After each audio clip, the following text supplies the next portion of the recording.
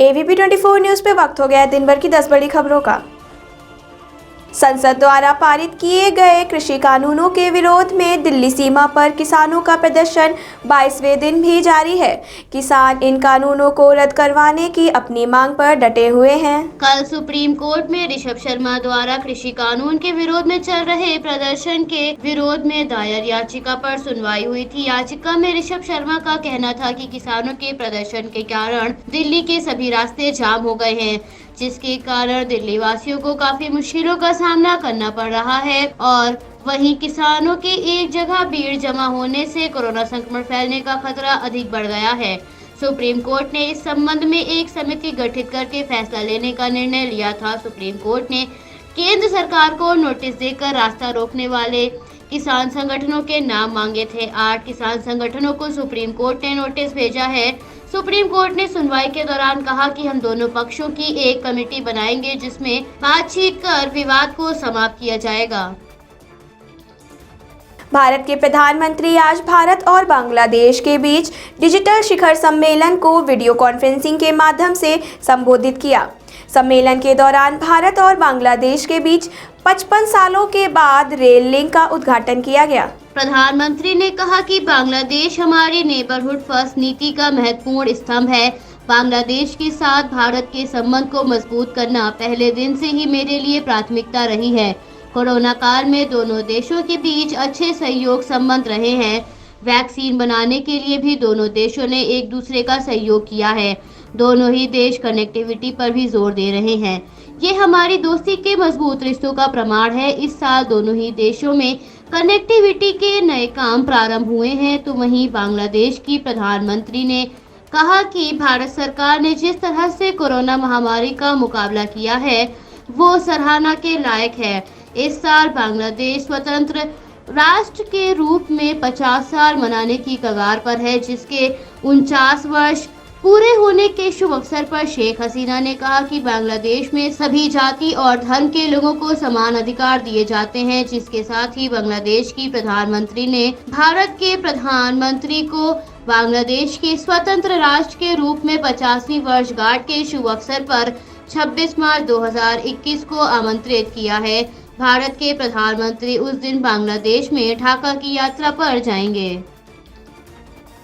नागरिक संशोधन कानून के विरोध में हुए प्रदर्शन में उत्तर प्रदेश की राजधानी को दंगे की आग में ढकेलने की साजिश को लगभग 1 साल पूरे होने वाले हैं। लखनऊ पुलिस पिछले 1 साल से इस दंगे में हिंसा भड़काने और उपद्रव मचाने वाले लोगों के खिलाफ कार्रवाई कर रही है।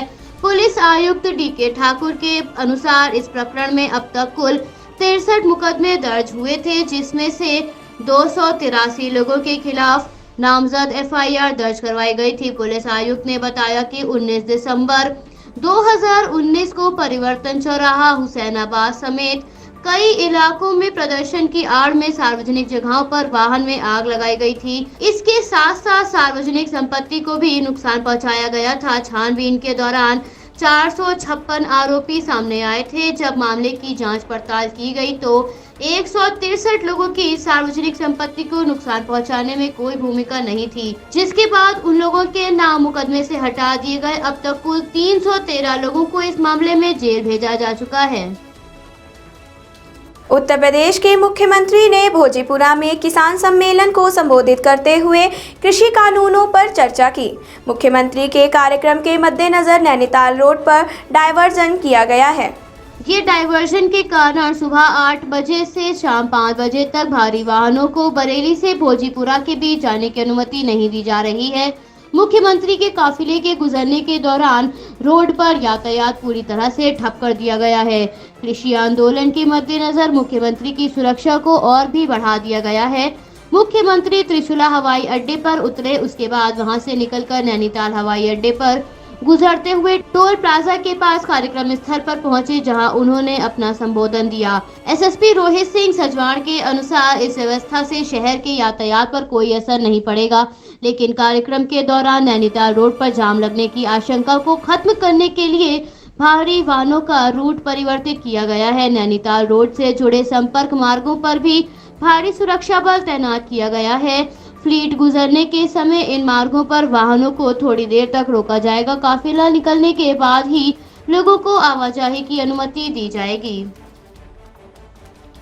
कृषि कानून के विरोध में चल रहे प्रदर्शन के मध्य में संविधान विशेषज्ञों का कहना है कि सरकार द्वारा बनाए गए कानून अधिनियम राष्ट्रीय कानून हैं, इसीलिए इन्हें अलग से अधिसूचित करने की जरूरत ही नहीं है। आंदोलनकर्ता किसान अभी भी इन कानूनों को वापस लेने की अपनी मांग पर डटे हुए हैं। किसानों का कहना है कि सरकार जब तक ये कानून वापस नहीं लेगी, आंदोलन समाप्त नहीं होगा। किसानों के समर्थन में सैनिक, भारत के नागरिक और विपक्षी दल भी खुलकर सामने आए हैं। कुछ राज्यों ने इन्हें अधिसूचित करने से मना कर दिया है। उनका कहना है कि हम इन काले कानूनों को स्वीकार नहीं करेंगे। सरकार के एक वरिष्ठ अधिकारी ने कहा कि इन 3 कानूनों को केंद्र सरकार द्वारा लागू किया गया है और इनके अधिसूचित होते ही ये पूरे देश में लागू हो गए हैं। कुछ राज्यों में तो किसान इन कानूनों के आने से पहले भी इन कानूनों का लाभ ले रहे हैं। लोकसभा के पूर्व महासचिव और संविधान विशेषज्ञ सुभाष कश्यप ने कहा कि इन कानूनों को गजेट में छाप दिया गया है और ये पूरे देश की अधिसूचना के लिए काम करता है। कोरोना वैक्सीन के आपातकालीन इस्तेमाल के लिए स्वदेशी 3 कंपनियों ने अनुमति मांगी थी, जिसके बाद राष्ट्रीय टास्क फोर्स ने स्पष्ट कर दिया है कि एकल डोज के आधार पर किसी भी कंपनी के टीके को आपात इस्तेमाल की अनुमति नहीं दी जाएगी। पुणे स्थित सीरम इंस्टीट्यूट ऑफ इंडिया ने अपने आवेदन में 14 नवंबर तक के एकल डोज परीक्षण के आंकड़े साझा किए थे। आंकड़े साझा करने के बाद सीरम इंस्टीट्यूट ऑफ इंडिया ने तीसरा और अंतिम परीक्षण शुरू किया था। बैठक में राष्ट्रीय टास्क फोर्स ने कहा कि केवल 14 नवंबर तक के सुरक्षा परिणामों के आधार पर देश में कोविशील्ड को आपातकालीन इस्तेमाल की मंजूरी नहीं दी जा सकती। नीति आयोग के सदस्य डॉक्टर पॉल ने कहा कि टीके को अनुमति देने से पहले सभी नियमों का पालन किया जाना चाहिए, उसके बाद ही टीका बाजार में उतारा जाएगा। ऑक्सफोर्ड यूनिवर्सिटी और एस्ट्राजेनेका को ही सबसे ज्यादा वैक्सीन के ऑर्डर प्राप्त हो रहे हैं। कोविशील्ड को अब तक 329 करोड़ डोज का ऑर्डर मिल चुका है, तो वहीं दूसरी स्वदेशी वैक्सीन भारत बायोटेक द्वारा विकसित की जा रही कोवैक्सीन के पहले चरण के नतीजे सुरक्षित और प्रभावी साबित हुए हैं। इसका कोई दुष्प्रभाव देखने को अब तक नहीं मिला है। ये वैक्सीन भारतीय चिकित्सा अनुसंधान परिषद के सहयोग से तैयार की जा रही है। टीके ने एंटीबॉडी तैयार करने का काम किया है। भारत में कोरोना संक्रमण के मामलों में आज गिरावट दर्ज की गई है। केंद्रीय स्वास्थ्य मंत्रालय से प्राप्त जानकारी के अनुसार पिछले 24 घंटों में कोरोना के 24,010 नए मामले सामने आए हैं, जिससे भारत में कुल संक्रमितों का आंकड़ा लगभग 99 लाख को पार कर गया है। तो वहीं पिछले 24 घंटों में 355 लोगों की मौत होने से मरने वालों की संख्या बढ़कर लगभग 1 लाख के पार पहुंच गई है। 33,291 लोगों ने इस महामारी को मात दी है, जिससे इस महामारी से स्वस्थ होने वाले लोगों का आंकड़ा लगभग 94 लाख को पार कर गया है। इस समय भारत में एक्टिव केसेस की संख्या 3,22,366 है। ब्रिटेन के विदेश सचिव डोमिनिक राब का भारत में आज 4 दिवसीय दौरे का अंतिम दिन है। आज राब कर्नाटक के मुख्यमंत्री BS येदियुरप्पा से मुलाकात करेंगे। तनाव की स्थिति में राब का ये दौरा काफी अहम माना जा रहा है। ये दौरा दोनों ही देशों की रणनीतिक साझेदारी के लिए काफी अहम है। कल भारत के प्रधानमंत्री की चर्चा डोमिनिक राब से हुई थी, जिसकी तस्वीरें प्रधानमंत्री ने अपने ट्विटर अकाउंट के जरिए साझा की।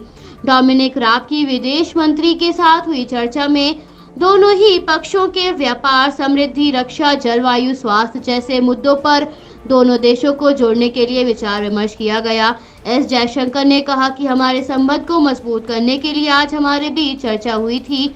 दोनों ही देशों की साझेदारी को मजबूत करने के लिए ये दौरा लाभदायी है। ये यात्रा कोरोना काल से प्रभावित हुए दोनों देशों को मजबूत करने का मार्ग प्रशस्त करेगी। कांग्रेसनल इंडिया कॉक्स के डेमोक्रेटिक उपाध्यक्ष के तौर पर भारतीय अमेरिकी सांसद रॉ खन्ना नामित किए गए हैं। वह सिलिकॉन वैली से डेमोक्रेटिक पार्टी के सांसद हैं। 44 साल से खन्ना तीसरी बार इस पद के लिए चुने गए हैं। कैलिफोर्निया की सीनेट सीट के प्रबल दावेदार खन्ना ही माने जा रहे थे। कमला हैरिस के उपराष्ट्रपति पद को संभालने के बाद ये खाली पद खन्ना को दिया जाएगा। कमला अपने उपराष्ट्रपति पद को जनवरी के महीने में संभाल लेंगी। कांग्रेसनल इंडिया कॉक्स के डेमोक्रेटिक उपाध्यक्ष के पद को 1994 में बनाया गया था। अमेरिकी प्रतिनिधि सभा के 4 भारतीय अमेरिकी सांसदों में खन्ना सबसे कम उम्र के हैं। भारत और अमेरिका के संबंधों को प्रबल बनाने के लिए खन्ना ने अहम भूमिका निभाई है। इससे पहले खन्ना राष्ट्रपति बराक ओबामा के कार्यकाल में वाणिज्य मंत्रालय में उप सहायक मंत्री के तौर पर काम कर चुके हैं। दक्षिण कोरिया में कोरोना संक्रमण का कहर गहराता जा रहा है। मरने वालों की संख्या में इजाफा हो रहा है। संक्रमण को नियंत्रण में करने के लिए सोशल डिस्टेंसिंग और लॉकडाउन जैसे उपाय को सख्ती से लागू करने पर सरकार विचार विमर्श कर रही है। देश में स्वास्थ्य से संबंधी रोग नियंत्रण एवं रोकथाम एजेंसी से प्राप्त जानकारी के अनुसार पिछले 24 घंटों में कोरोना के 1014 मामले सामने आए हैं। कोरोना के बढ़ते हुए मामलों के मद्देनजर सरकार ने चेतावनी जारी की है। स्वास्थ्य मंत्रालय के एक वरिष्ठ अधिकारी यून ताय हो ने बताया कि संक्रमण को रोकने के लिए पाबंदी के नियमों को लागू करने पर विचार विमर्श किया जा रहा है। इसके तहत 10 से अधिक जगहों पर गैर जरूरी कारोबारियों को बंद रखने और कंपनी को अपने अधिक से अधिक कर्मचारियों को घर से काम करने के दिशा निर्देश जारी किए जाएंगे। दुनिया की बात करें तो दुनिया में कुल संक्रमितों का आंकड़ा लगभग 7 करोड़ 45 लाख के पार पहुंच गया है, तो वहीं मरने वालों का आंकड़ा 16 लाख 1 हजार को पार कर गया है। 5 करोड़ 23 लाख लोगों ने इस महामारी को मात दी है। Bureau report AVP 24 news Lucknow. Subscribe कीजिए हमारे न्यूज चैनल को और बेल आइकन को प्रेस करना ना भूलें ताकि हमारे नए वीडियोस का नोटिफिकेशन आपको मिलता रहे।